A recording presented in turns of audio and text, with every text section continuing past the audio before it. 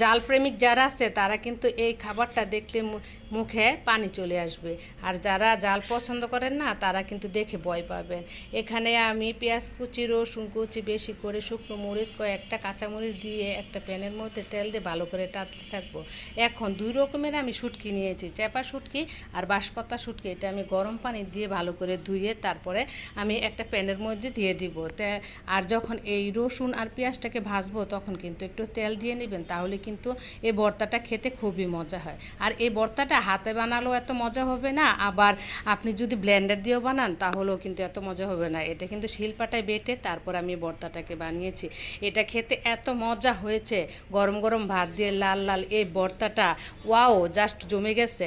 যখন আপনি খাবেন তখন বুঝতে পারবেন এটার টেস্টটা কেমন। যারা আমার খাওয়া রেসিপিটা পছন্দ করেছেন তারা কিন্তু শেয়ার করে দেবেন, আর একবার হলে বানিয়ে খাবেন, এটার মজা বলা যাবে না।